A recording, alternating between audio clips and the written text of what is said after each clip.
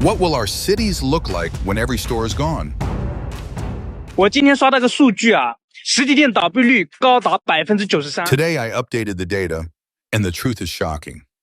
The closure rate of physical stores has reached 93%. Imagine this. You leave for work, and when you return, a street that once had 100 shops now has only a few left.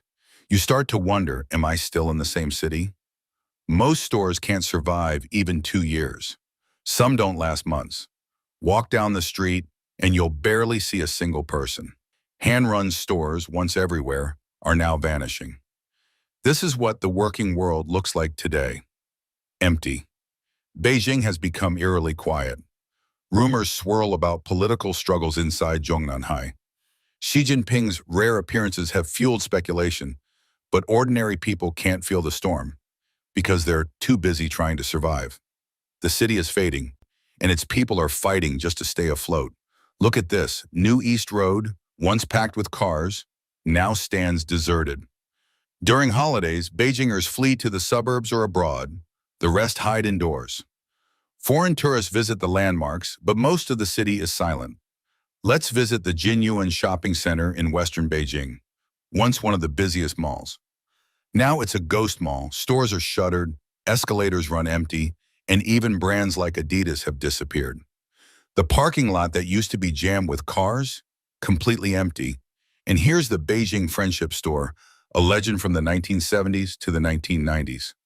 Back then, this was the pride of the capital, a symbol of luxury and privilege. You needed special status, foreign connections, or foreign currency coupons to shop here. It was once the dream of every Beijinger. No, it stands silent, the glory long gone.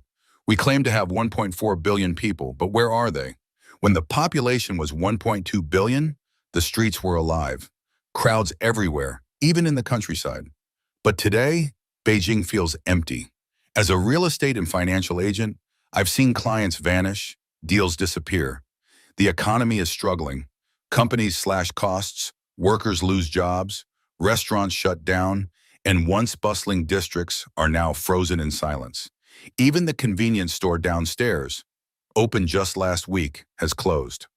Offline business has become a battlefield no one wins. Online shopping dominates and physical stores are suffocating. The fall of real-world commerce is no longer a number. It's something we can see, feel, and walk through every day. Beijing, once the heartbeat of China, is now a city of silence. This year, both stores downstairs have closed, and I still can't believe how bad the real economy has become. It's 7:20 p.m., and when you walk into a mall, the lights are bright, but there's no life. Every floor looks empty, and the staff seem to outnumber the customers. I went to Beijing's APM Mall on a Thursday afternoon, and it was the same, quiet, cold, and almost deserted. Once crowded and lively, now it feels like the soul of the city has disappeared. I recently closed my own shop again. The rent for 2 floors behind me was 100,000 yuan a year, something I couldn't afford anymore. I moved to a smaller space, tried to hold on, but still failed. The team disbanded, and I'm now working alone. Life feels harder than ever. Because of my small pension, even a 60 yuan grocery trip is out of reach. Every morning at 5 a.m., people gather in the freezing dark, hoping for a day's work. Some stay up all night for just a small wage. Meanwhile, Beijing has become increasingly strange.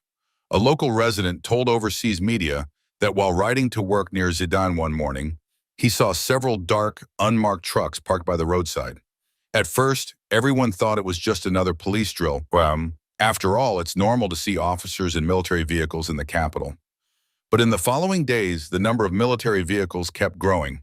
They appeared not only on Chang'an Avenue and Fuxingmen, but also near hospitals, schools, and small intersections along the 2nd and 3rd ring roads. When he called a friend who worked in the security system, the man spoke in a low voice, saying there was some intelligence suggesting people might organize online and cause trouble, so the authorities were tightening control. He hinted that this time, not only the armed police, but also regular troops were being deployed at key points across the city. When asked what kind of chaos they were preparing for, a protest, a color revolution, or something else, the man just said, Don't ask, be careful what you say. That left people wondering, when did Beijing start needing the army to protect it from its own people? What exactly is this chaos? Is it caused by the jobless who see no future, by families buried in mortgage debt, or by ordinary citizens who simply dared to speak out? For many, this crisis feels deeply personal. I just left another company after talking to the boss for over an hour, and I can feel the pressure everywhere. I'm 35 years old, struggling to find a job in Beijing, driving a car that isn't even in my name. It belongs to my mother-in-law. A 26-year-old woman from Hebei told me she earns 6,000 Pina yuan a month, pays 3,000 in rent, and survives on less than 800. She doesn't go out, doesn't socialize, and doesn't know which city she'll be in next. Across China, housing prices have collapsed. In Yongqing, Hebei, homes once sold for 23,000 yuan per square meter, now only 3,500. In Yanjiao, on the edge of Beijing, prices have fallen from 42,000 to 6,000. In Badaling, from 18,000 to 3,000. In Nanjing's Kuiping City, from nearly 19,000 to less than half that. In Huizhou's Zhongkai district, entire buildings stand empty, with owners long gone. After China's reform and opening up, Beijing's skyline rose with confidence. High-rises, private villas, classical Siheyuan courtyards, and housing prices once soared with no end in sight. But now the property bubble has burst, the economy is weakening, and even the capital that once symbolized prosperity has fallen silent. The streets are wide but empty, the lights are on, but no one is inside, and the city that used to never sleep now feels like it's holding its breath. This is not just Beijing's story. It's the reflection of a country slowly losing its heartbeat. The average price of second-hand homes in Beijing has fallen sixfold, yet this is still not the bottom. There's an old saying in the capital, the East is rich, the West is noble. The West once symbolized status and prestige, and for years housing prices there were higher than anywhere else. But now, even homes inside the West Fourth Ring have plunged by more than 60% from their peaks. Many landlords have waited half a year without finding a buyer. The latest data shows that second-hand housing transactions in Beijing have dropped 80% compared with the same week last year. The middle class, once the backbone of the city, is now breaking apart. Many who used to sit in offices have started delivering takeout to survive. Behind the numbers lie three shocking truths. The number of unsold homes has reached over 150,000 units, hitting a historic high. The number of new buyers has dropped by 40% in just 5 years. And today, each buyer can choose from an average of 38 listings, 15 more than 3 years ago. Apartments once priced at 3.5 million yuan now come fully furnished, with home appliances included. You can buy in the morning and get the keys in the afternoon. In Hangzhou, prices have fallen overnight to levels not seen for 8 years. Across China, the scene is just as bleak. In cities like Zhengzhou, you can now buy a small apartment for 700,000 to 800,000 yuan, while in some old downtown neighborhoods, homes sell for as little as 200,000 or 300,000 yuan, cheaper than houses in rural areas. Just a few years ago, no one would have believed such prices were possible.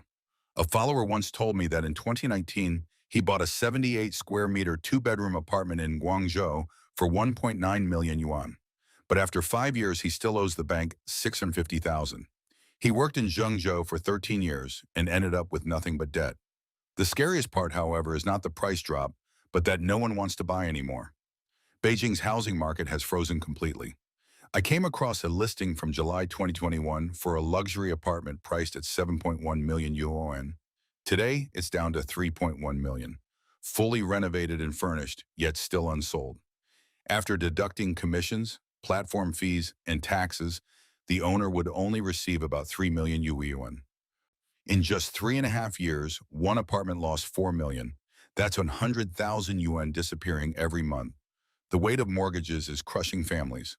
One of my friends and his wife earn a combined 30,000 yuan a month. But with 2 children and a mortgage exceeding 20,000 yuan, they live under constant strain. They can't afford for their kids to get sick, because a single hospital visit could destroy their fragile balance. The same pattern repeats across the country. In Tianjin, The permanent population has fallen by more than 500,000 over 3 years, while the number of shopping malls has increased by 40%. When clients visit new developments, they always ask the same question. Why are there so many buildings, but so few people? At night, only the streetlights prove the city is still alive. Even in the heart of Beijing, signs of decay are everywhere. Along the Second Ring Road, I stumbled upon a cluster of dilapidated buildings, abandoned, uninhabited, yet never demolished. They stand like ghosts of a forgotten past, a waste of space and memory. And then there are the hospitals, once crowded, now eerily empty. I visited one recently. Every door was locked, every corridor silent. You could see the exits, but none could be opened. If a fire broke out, no one would escape. The air felt suffocating, heavy with a sense of unease. This is Beijing today, a city where the lights are still on, but the people are gone, where the glow of prosperity remains, but the heartbeat of life has quietly faded away. My friends, tell me honestly, has anyone actually found a job recently? At first I didn't realize it myself. I've been lying here in this tiny rented room for over 20 days, staring at the ceiling, motionless. I once believed my problem was lacking a certificate, so I pushed myself, earned one, and nothing changed. The job market is a desert. I feel trapped in quicksand, sinking a little more every day. My husband studied abroad in Canada, but now he's back in Guangzhou, earning just 4,000 yuan a month from scattered part-time work. Teaching used to be a proud, stable profession. Now I'm running a street stall, losing over 4,000 yuan in just 20 days. Every morning, I see people digging through trash bins outside, more and more of them young, dressed like they once had good jobs. When one leaves, another appears. It's devastating. China feels like it's divided into just 2 or 3 layers now, the rich, the powerful, and the rest of us barely surviving. Every time I find a job, it slips away within weeks. Sometimes I feel like I'm the one disappearing. My days have melted into one endless blur, sleeping in the morning, chasing interviews in the afternoon, and spending sleepless nights fighting panic. Once, a degree meant a future. Now graduates crowd the streets, chasing ghosts of opportunities already gone. Even government workers aren't safe. In my county, quarterly bonuses vanished, salaries got delayed, and civil servants quietly admit they can't afford rent. I work at a central state-owned company. We haven't been paid for 2 months. When even the government can't pay its own people, what future are we clinging to? These days, I tell my friends one thing: stop spending, stop buying, save whatever you can. Just today, 6 business owners called me, all saying the same thing. We're done. There's no money left. We're switching to zero inventory. We can't hold on anymore. One asked how my business was doing. I laughed bitterly and said, "It's the worst year of my life." But the truth is, it's not just me. It's the collapse of an entire system. You want to know how bad it's gotten? Here's a cruel little story. Years ago, a woman rejected me on a blind date because I wasn't rich enough. My car was cheap, my salary small. Last week, she messaged me again, saying she'd finally seen my value. You know why? Because she's broke too. Because now there's no one left to use. But poverty doesn't make us blind. It just strips away the illusions. After a whole year of grinding work, what did we get?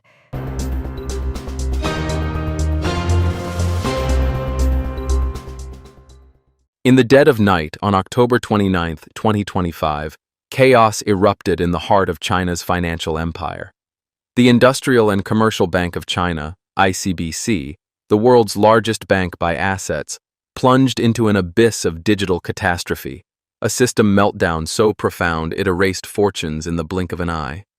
Across the nation, from bustling megacities to remote villages, account holders jolted awake to a nightmare, their hard-earned savings, stock portfolios, and mutual funds vaporized, reduced to a mocking 0.00 on glowing screens.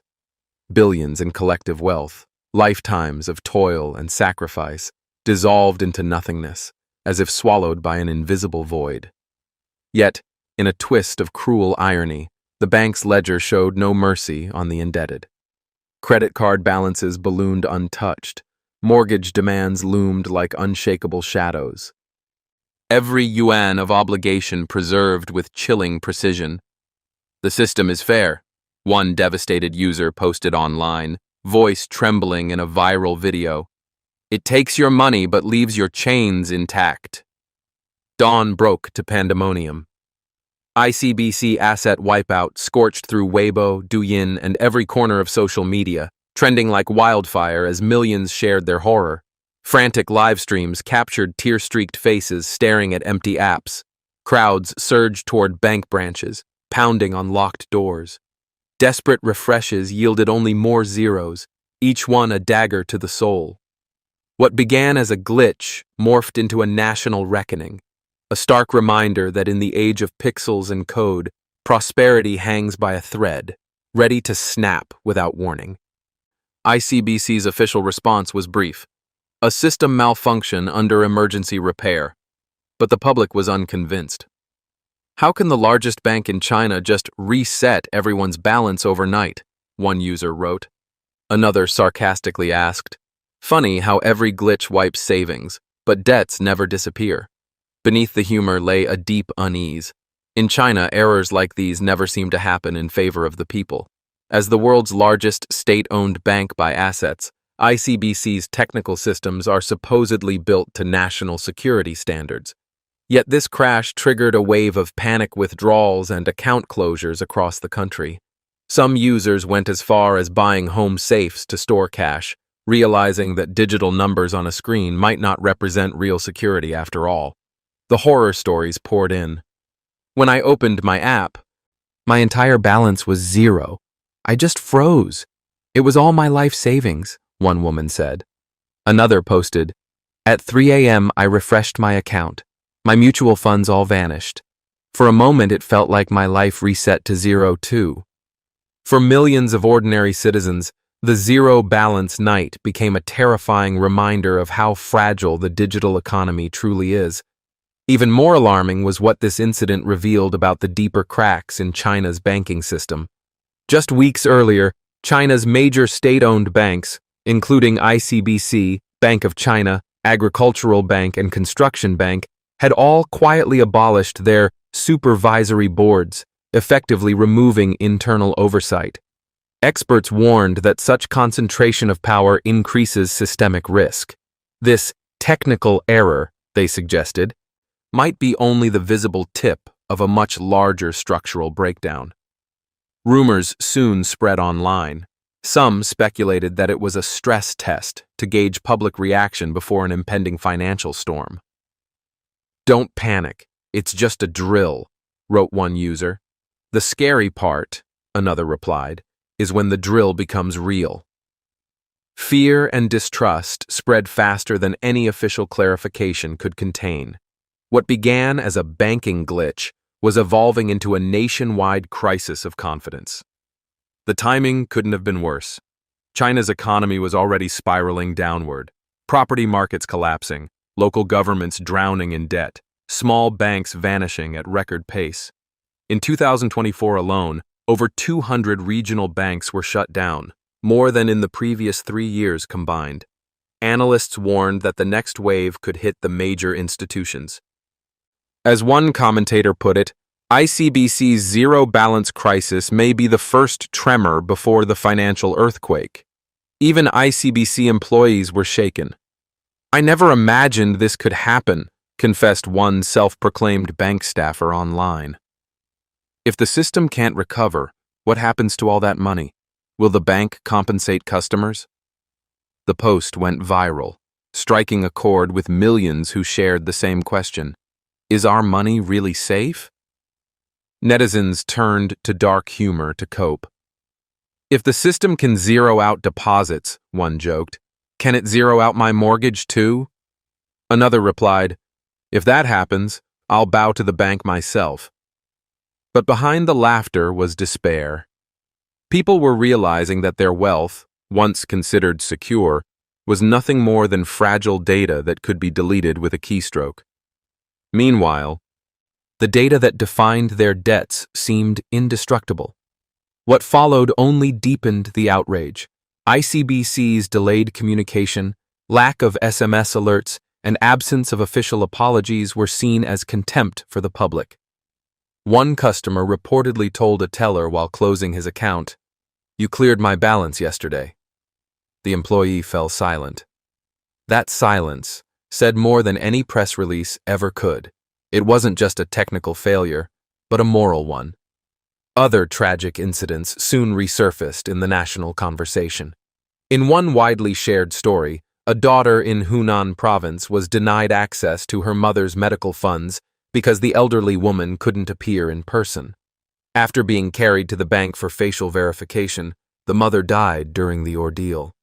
What seemed like an isolated tragedy now looked like part of a larger, inhumane system, one where bureaucracy had replaced humanity and money in the bank no longer meant security. Experts noted that the ICBC crisis was not an accident. It was a mirror reflecting the collapse of trust in China's entire financial structure. In a hyper-digitized economy, personal assets are nothing more than database entries.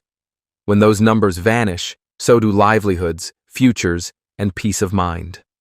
One viral comment captured the national mood. Your deposits can disappear overnight. The only thing that will never disappear is your debt. It spread like wildfire, becoming a grim epitaph for a nation's financial faith. By the morning of October 30th, ICBC's systems had mostly recovered. Balances reappeared, data was restored. But trust did not return. Across China, long lines formed at ATMs as customers withdrew cash or closed accounts. You can restore the money, one user wrote, but you can't restore trust. Another posted a picture of a brand new safe with the caption, "Better at home than in the cloud." Analysts warned that this event could mark the beginning of China's next financial crisis. From the implosion of property giants to the spiraling local government debt and over-leveraged shadow banks, the entire system was showing cracks. ICBC's zero balance bug, one economist said, isn't a bug, it's a warning. In the end, the night didn't just wipe out numbers, it wiped out confidence. The banks didn't just lose their credibility, they lost their symbolic role as guardians of national stability. As one viral post concluded, a server can crash, a system can be repaired. But once trust is zeroed out, a nation is already in crisis. Perhaps this wasn't merely a technical error, but a confession. A confession that in the digital era, even wealth is an illusion. Today, it exists on a screen. Tomorrow, it could vanish with a click. And when the system finally comes back online, the only thing that won't return is the trust that was erased. Shenzhen, once hailed as China's Silicon Valley and a beacon of opportunity, is now facing an unprecedented economic downturn.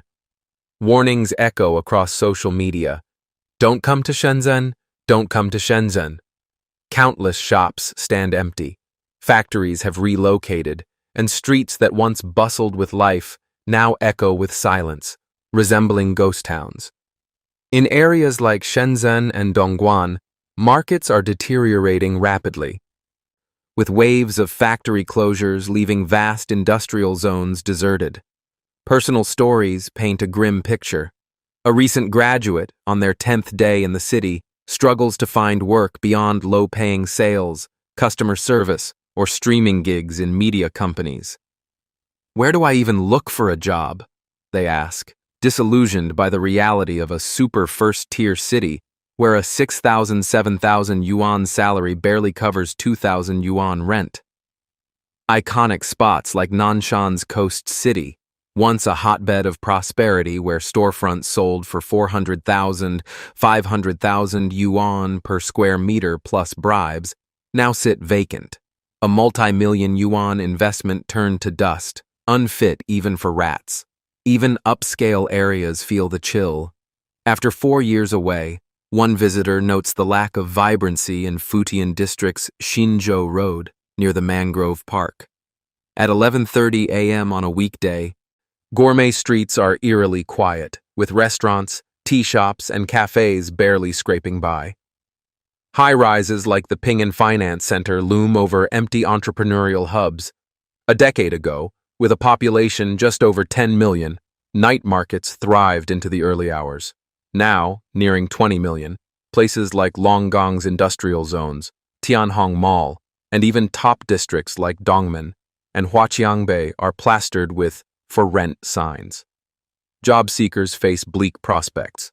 Wages hover at 3,000 to 4,000 yuan, with 5,000 yuan roles rare. Women over 30 are advised to stay away. Months of fruitless searching lead to rental room tours, eating takeout while resumes go unanswered.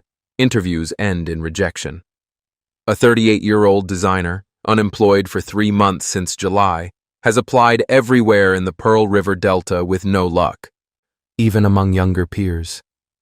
Ageism hits hard post-35, but the crisis spares no one.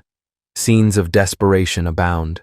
Parks overgrown with weeds, abandoned factories, workers mourning decades-old plants shutting down amid order droughts in what should be peak season.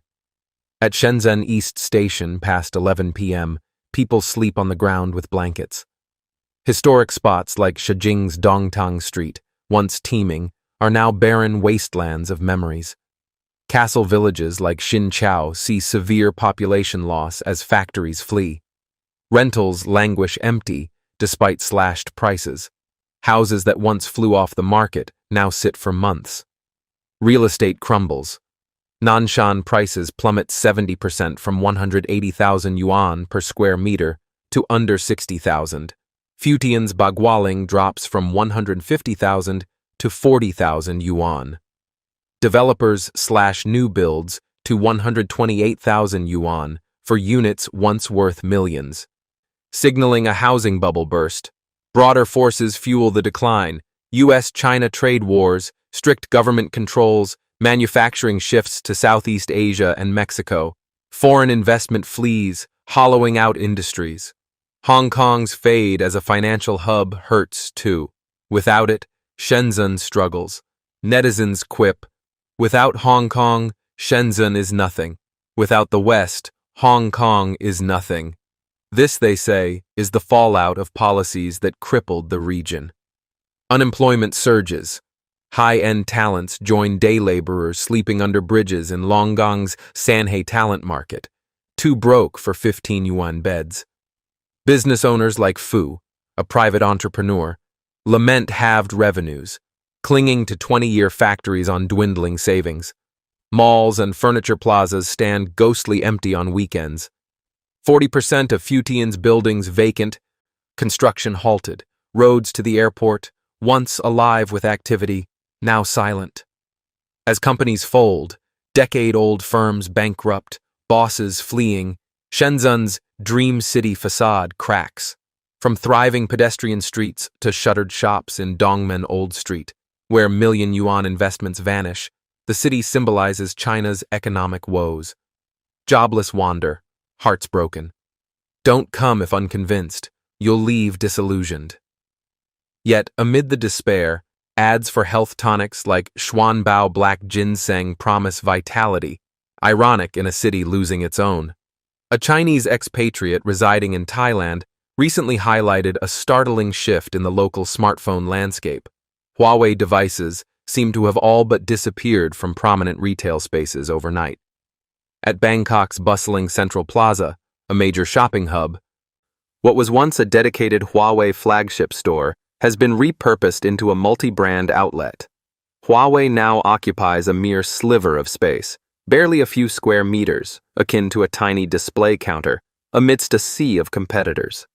This observation, noted on October 31st, aligns with broader rumors that Huawei's sales increasingly rely on patriotic buyers in China, including fervent nationalists and compensated online promoters, amid whispers of the company's impending collapse. Curious about these claims, the expatriate explored further, finding that multiple shops previously stocking Huawei products had ceased doing so, leaving only sparse remnants. During a 10-minute visit, no customers engaged with the Huawei section, despite competitive pricing on Chinese electronics, which remain popular among Thai consumers. Brands like Oppo, Vivo, and Xiaomi dominate mall counters, enjoying widespread visibility. Just over a year ago, standalone Huawei stores dotted major Thai centers, but they are now scarce, prompting sardonic remarks like, "So much for leading the pack." A separate video from an overseas Huawei store depicted it as deserted, save for idle staff, with occasional passers-by ignoring the entrance.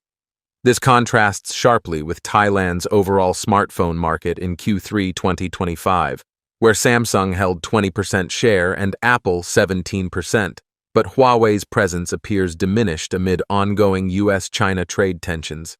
Echoing these sentiments, a Huawei supporter in Spain shared her disillusionment after purchasing a device to back domestic brands. Her phone's screen dangled by a single thread, barely intact, underscoring persistent quality critiques. In China, complaints about Huawei's inflated prices and subpar performance abound, particularly among novice or overly patriotic users who later regret their choices. One longtime fan revealed an alleged insider secret. Discounted Huawei phones reportedly fail within 2 years. Another admitted to friends, "Don't buy Huawei. It's awful. I spent over 6,000 yuan, and it can't even handle WeChat smoothly. It's useless beyond being a car key." Live streaming woes draw sharp criticism too. Users report Huawei's Mate 70 Pro as unusable compared to iPhones, with crystal-clear previews devolving into blurry messes for viewers, poor stabilization, and suspected chip deficiencies. "It's garbage for streaming or video. Stick with Apple," one Douyin commenter advised. Huawei's trifold phones face even harsher scrutiny for durability issues. One owner described their device exploding into an ink splash disaster shortly after purchase on October 6th, with screens blacking out or bulging inexplicably. Another joked about a friend's stubborn screen protector swap, leading to panic-inducing damage, eliciting uncontrollable laughter. After-sales service frustrations compound these problems. A vlogger recounted their folding phone's screen going black due to liquid leakage under normal use, only to endure futile hotline calls and blame shifting. After half a month at a service center, they retrieved it unresolved, lamenting, "Consumers always lose. It's not waterproof, didn't drop, yet no help." Warranty denials over minor scratches prompt sarcasm. Huawei ensures you pay the full intelligence tax. Can't touch, drop, or use it? Ringtone fees and frozen screens add to the grievances, with one user decrying, "Shameless. Other brands don't charge for basics." Huawei's reputation suffers from overhyped marketing that amplifies perceived flaws in products and services. To dodge backlash, critics often disclaimer, "Huawei is just a brand, not a company." Store traffic tells a tale. Apple outlets buzz with crowds, dwarfing Huawei and Xiaomi's sparse showrooms. Leading the way? "It's all about fooling Chinese consumers," one observer quipped. Service centers ironically overflow like markets, proof, some say, of rampant quality issues. Buy Huawei, and you're unlucky. A former loyalist, speaking under his real name, detailed his Mate XT's spontaneous screen line and leak after mere months, despite meticulous records. Huawei cited a tiny corner scratch as user damage, rejecting warranty despite offered footage. After tears, hotline escalations, and 3 tests, he paid 2,999 yuan for a replacement, his second such ordeal. Commenters noted he's still paying the tax, sustaining Huawei via diehards. Increasingly, Chinese users warn, "Avoid Huawei, you'll regret it." Reports of self-combustion, App Store fraud, costing users 1.5 million yuan overnight, and data theft fuel distrust, tying into Huawei's military-linked background and government ties. Yet, despite these challenges, Huawei shows resilience. In China, it reclaimed top smartphone spots in Q1 and Q2 2025, with 28.5% growth and record shares, driven by models like the Mate series. Globally, Shipments rose 22% year-over-year in Q2, though average prices fell 29%. In smartwatches, Huawei overtook Apple in Q2 shipments, claiming the global lead with 52% growth versus Apple's 3% dip. Awards in networking and AI at events like Network X 2025 highlight successes in enterprise solutions. Experts attribute struggles to widening chip gaps post-US bans. Huawei relies on domestic or downgraded tech, hurting experience, and a fading nationalist push among youth weary of quality lapses. Harmony OS compatibility issues deter some, while overseas markets reflect pragmatic buyers prioritizing value over sentiment. In Thailand, Huawei's fade underscores true quality perceptions without patriotic buffers. If reliant on little pinks and paid supporters amid economic woes, Huawei's domestic stronghold may erode, but its enterprise wins, and China momentum suggests a complex future, not total fade, but adaptation amid fierce rivalry with Apple, whose China sales rebounded in Q2 2025.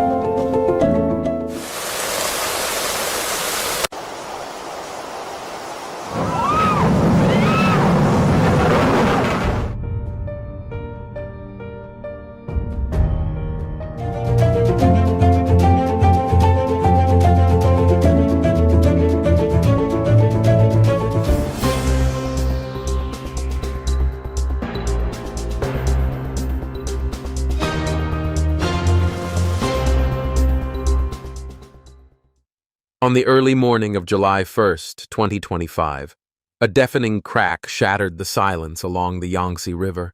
In the outskirts of Guangzhou, upstream of the Three Gorges Dam Reservoir, a mountainside collapsed, unleashing a torrent of mud rocks and trees. The deluge obliterated citrus orchards, blocked rural roads leading to a cluster of homes nestled between the hillside and Asia's mightiest river. Miraculously, no lives were lost, but the devastation-strewn debris and isolated villages served as a chilling warning of the consequences of treating the reservoir's water levels like a faucet. For geologists, this landslide was just another entry in the 600-kilometer chronicle of instability along the Three Gorges Reservoir. But it was merely the prelude to a cascade of disasters that would rock China from Sichuan to Liaoning, from Hubei to Guizhou, exposing a full-blown crisis, economic, social, and political, that the Chinese Communist Party CCP is desperately trying to conceal. Record-breaking rainfall, flash floods, and unannounced dam releases from tens of thousands of reservoirs turned the summer of 2025 into a nightmare.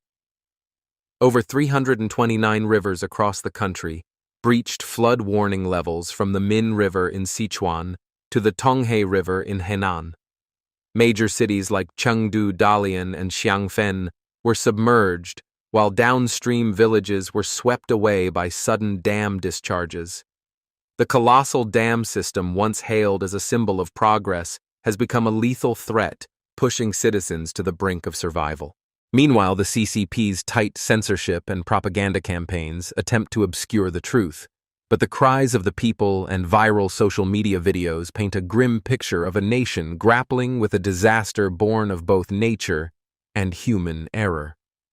The vortex of silt and floods, the Three Gorges. Dams fallout. The Three Gorges Dam, the world's largest hydroelectric project, lies at the heart of the 2025 flood crisis. Designed to control floods, generate power, and facilitate navigation, it now stands as a symbol of engineering and political missteps. The reservoir's water level fluctuates between 145 meters during flood season and 175 meters for power generation, creating a 30-meter band of land that alternates between submersion and exposure. This wet-dry cycle cracks the clay soil, destabilizing hillsides, especially when prolonged rains from Sichuan to Chongqing saturate the fissures.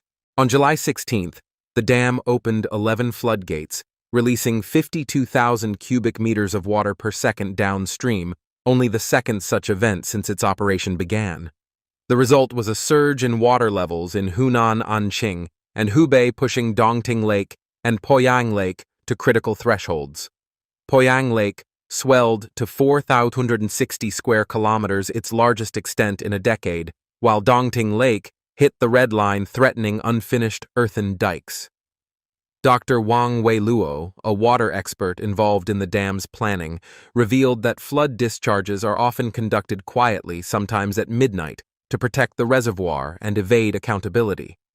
They sacrifice the downstream to save the upstream, he said. This is a political decision, not a technical one. The cost has been catastrophic. In Xiangfen County, Hubei, 350 millimeters of rain fell in 12 hours from June 30th to July 1st, turning streets into rivers with water depths exceeding 2.5 meters. Cars were overturned, bridges collapsed, and over 18,000 people were evacuated. Ms. Li, a herbal medicine shop owner, lost her entire inventory to the floodwaters.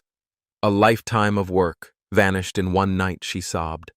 Nearby, Ms. Chen, a young woman, watched her new car get swept away, barely escaping to higher ground. The Three Gorges Dam's consequences extend beyond flooding. Silt trapped behind the dam reduces reservoir capacity, forcing earlier and larger flood releases, creating a vortex of silt and flood surges. Downstream, the lack of silt erodes riverbeds, drawing seawater inland and amplifying tidal surges. Droughts cripple hydroelectric power, while flood discharges cloudfish cages and strand yacht docks. Economic losses ripple outward, draining provincial budgets, while resettled families are pushed into compensation limbo towns on hillsides where they face renewed risks of flash floods and landslides. Social crisis. The pain and fury of the people. The 2025 floods are not just a natural disaster, but a social crisis. In Dalian Liaoning, a record 146.5 millimeters of rain from July 1st to 4 turned streets into rivers, underground parking lots into lakes, and even brought fish into residential elevators. A blogger documented 649 lightning strikes in a single night, calling it the most terrifying rain in Dalian's history. Residents trapped in floodwaters climbed onto car roofs to call for help, while the city's sponge city drainage infrastructure collapsed spectacularly. "This is the sponge city they promised," one resident quipped on Douyin, pointing to cars floating in the water. In Liangjiang County, Guizhou flash floods and mudslides swept away homes, with locals accusing authorities of hiding the true death toll. Mr. Li, a victim, recounted finding 2 bodies in a supermarket parking lot, but the information was never reported. "They call it a natural disaster to dodge responsibility," he said. Similarly, in Nanyang, Henan, 700 millimeters of rain in 24 hours on July 17th submerged fields and homes after the Yehao Reservoir secretly discharged water. Ms. Xiao, a small shop owner, lost 1.5 million yuan in savings when her store was inundated. "No one warned us. We built our lives and the dam's water erased it all," she wept. Anger spread across social media, but posts criticizing the government were swiftly censored. Images of officials in life jackets posing on rubber boats in shallow puddles were mocked as rescue theater. A Henan farmer prayed amid a muddy field. "Last month we prayed for rain. Now we beg it to stop. Our crops are drowning. Trust in the government eroded with whispers of opacity and prioritizing image over lives. They let the river swallow our homes to save their dam." Ms. Liu from Baoji, Shanxi, fumed. The CCP's secrets. Censorship and propaganda. Behind the floodwaters, a relentless propaganda machine operates. The CCP heavily censors posts about dam safety, actual water levels, and casualty figures. Live streams exposing flood discharges are taken down, while senior officials like Vice Premier Zhang Guoqing are absent from disaster zones. Commentator Li Lingyi noted that since Xi Jinping took power, He has abandoned the tradition of predecessors like Hu Jintao and Wen Jiabao, who visited flood-hit areas to offer support. They only show up when the water recedes to feign concern, Li said. Meanwhile, relief efforts are performative with central teams distributing instant noodles and small cash envelopes like alms. Dr. Wang Weiluo calls the flood disasters a gray rhino, large obvious risks ignored. He revealed that China has nearly 100,000 reservoirs, with at least 40% unsafe due to rushed construction, thin concrete, and lax inspections.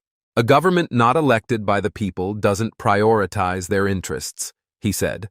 Unannounced flood discharges have become a hallmark of China's water management, with officials prioritizing dam protection and their own positions over public safety.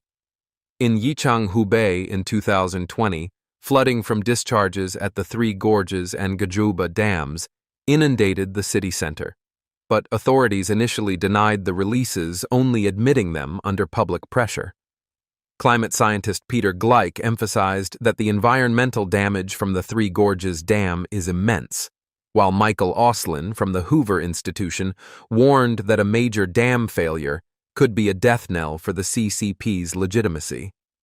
If the dam fails, the government's assurances will collapse, sparking social unrest, he said.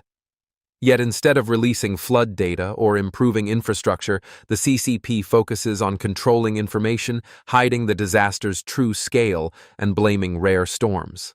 Economic crisis. Unfathomable losses. The 2025 floods have dealt a severe blow to China's economy.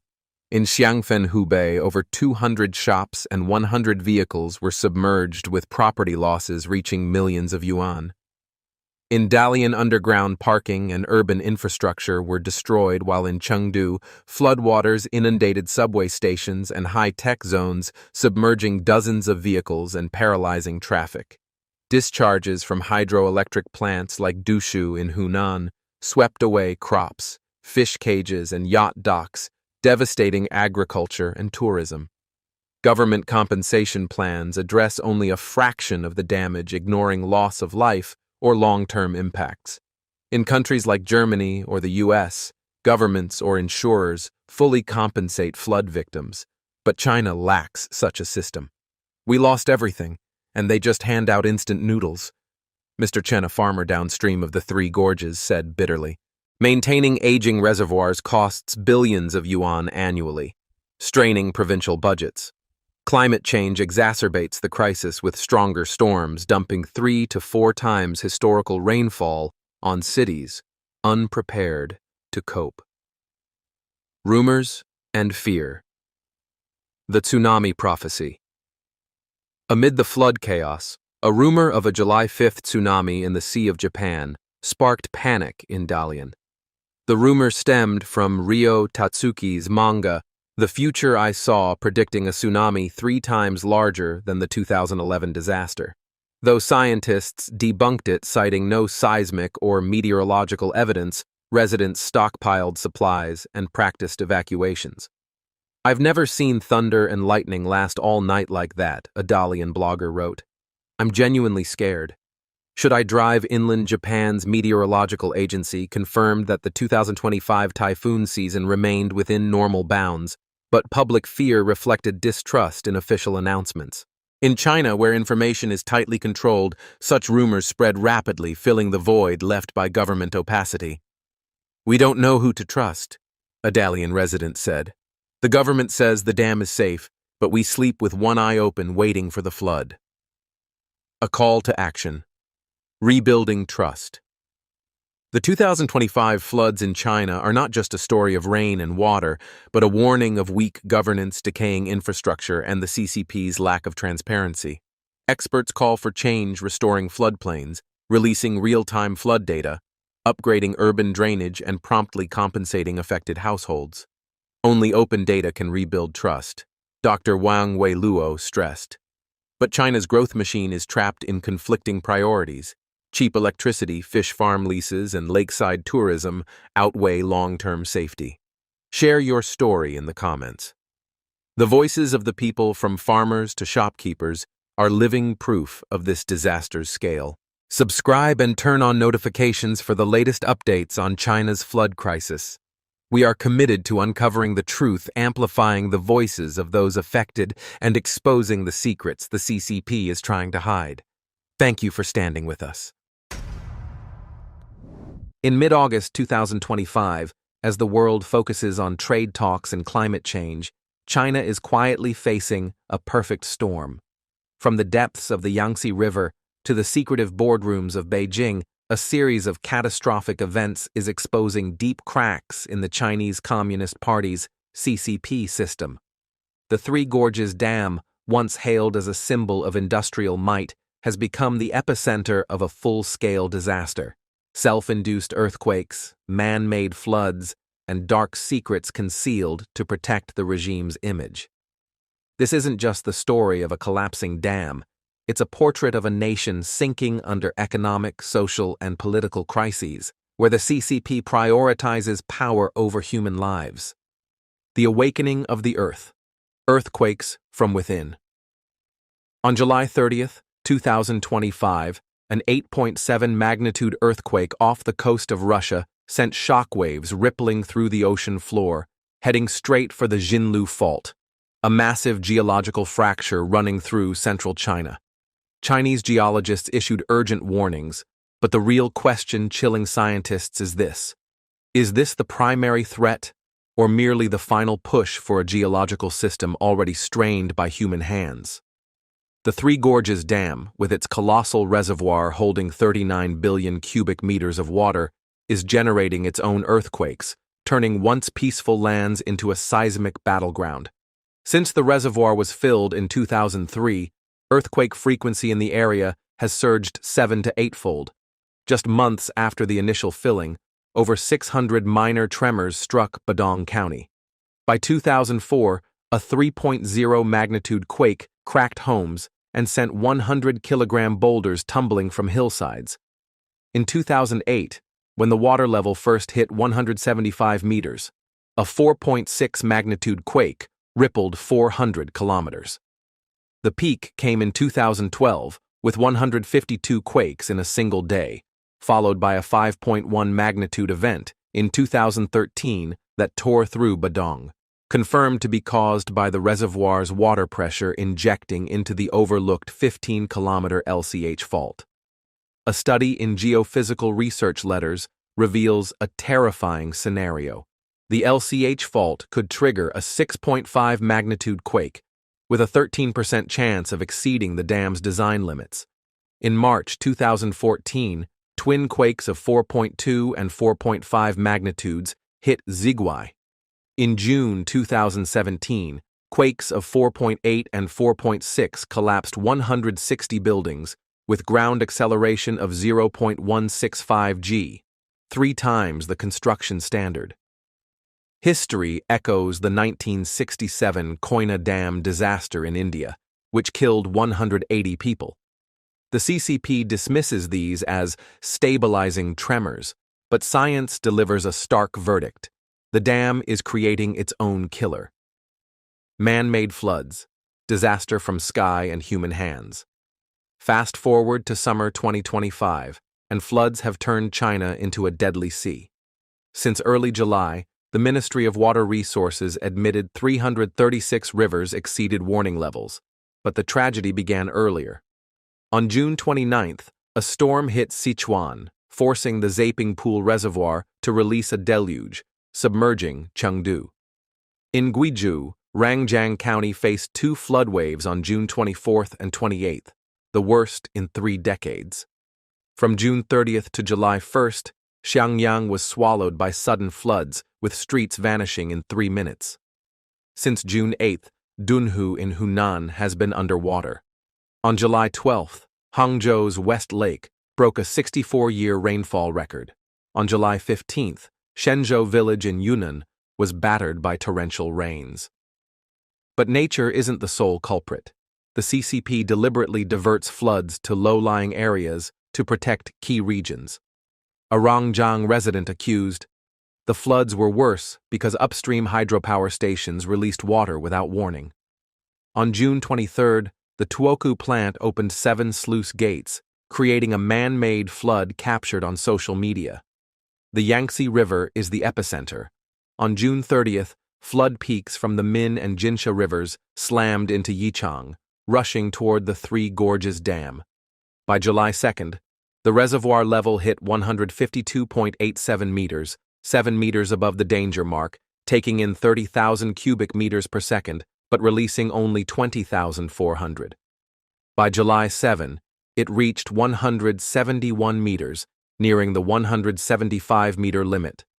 Key News revealed CCP leaders held frantic emergency meetings, activating red alerts and military coordination to prevent the dam's collapse at all costs. Releasing water saved the dam, but doomed downstream. Yichang, Wuhan, and Nanjing declared emergencies.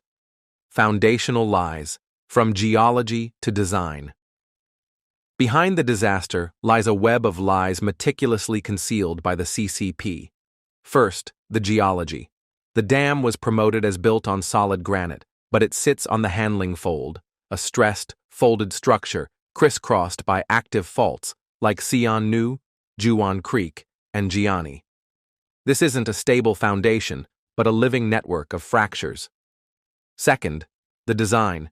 Engineers treated the 600-kilometer reservoir like a flat bathtub, leading to hydraulic miscalculations. In 2009, the dam's water level was 145 meters, but in Chongqing, it surged to 183 meters, causing flooding. Operational conflicts persist. Low water levels for flood control versus high levels for power generation. Professor Shi Wang noted, when downstream is dry, they store water. When it floods, they release it. State profits take precedence over safety. Third, flood capacity. The claimed 22.15 billion cubic meter flood buffer is false, per a leaked letter from Chief Engineer Zhang Guangdou, exaggerated to push a political project. Safety was sacrificed for pride. Fourth, structure. The dam isn't a monolithic wall, but dozens of concrete blocks relying on weight, not deeply anchored. Designed to shift, it twists unevenly, cracking joints. Dr. Wang Wei Luo warned, it's like Swiss cheese, with cuts for ship locks. Drone and kite bands near the dam betray fear. The 2016 final approval report was never released. The dam isn't officially complete. The path to catastrophe, a collapse scenario. The disaster could start with a 6.0 to 6.5 quake on the LCH fault or a distant pulse via Xinlu. Tremors trigger landslides, 4,000 risk points, 214 major zones, creating inland tsunamis rushing toward the dam. A full 175-meter reservoir lacks cushion, with control screens showing a false calm. Impact waves could overtop the dam, eroding its base, or panic-driven releases could unleash biblical floods downstream. Water surges into cracks, twisting concrete blocks and shearing joints. Collapse isn't a single crack, but a systemic execution. Geology, engineering, and structure failing in unison. NASA confirms the reservoir's mass slows Earth's rotation, amplifying quakes 30-fold. A collapse would displace 1.3 million people, submerge 13 cities, and erase cultural heritage. Profits flow to coastal elites, but daily transport chokes. Social crisis, abandoned victims, and hidden deaths. Chinese society is fracturing under the disaster's weight. In Shangfeng, Hubei, floods from June 30th to July 1st, coinciding with the CCP's anniversary, came without warning. A record 342.2 millimeters of rain in 12 hours swallowed streets. Mr. Hong said, the river overflowed into shops, cars swept away. Aunt Lee lost her herbal business, Ms. Chen her new car. A couple died from electrocution, yet the CCP claimed no casualties, evacuating 18,000. Mr. Hang confirmed deaths, but information was suppressed.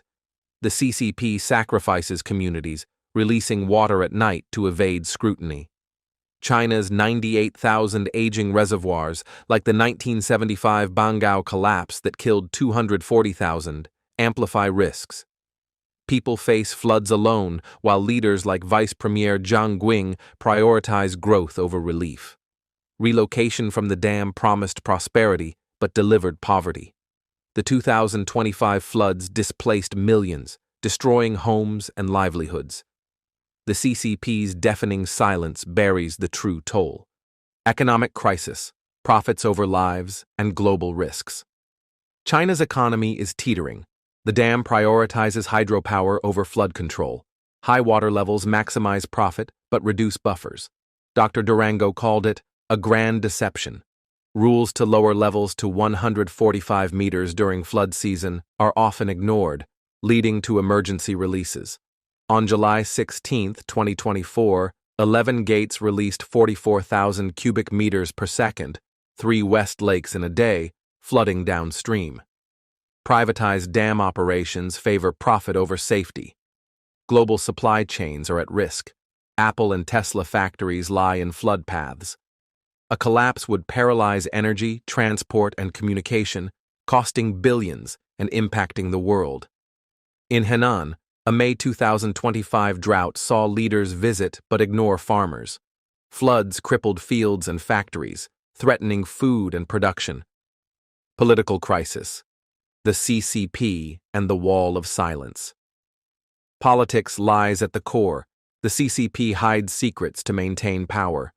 Internal reports whisper of dam shifts, but public denials persist. Vice Minister Chen Ming admitted 329 rivers flooded, but leaders like Xi Jinping avoid disaster sites, unlike past eras. Zhongnanhai is in panic. Emergency meetings, wartime measures, orders to prevent dam collapse at all costs. But the cost is downstream lives. Information control claims no deaths, locks videos. Secrets like Jean Guando's letter and the overlooked LCH fault persist. The world must act, demand inspection reports, enforce accountability. Global firms must assess risks. The CCP denies the time bomb, prioritizing ambition over safety. The sword of Damocles and a call to action. The Three Gorges Dam symbolizes the CCP's collapse, from reckless pride to deadly cover-ups. A full-scale crisis, economic paralysis, social breakdown, political rot is evident. Scientific studies and citizen videos expose the lies. The world must break the silence, holding Beijing accountable before a total catastrophe strikes. The question remains, will the thread snap before we act?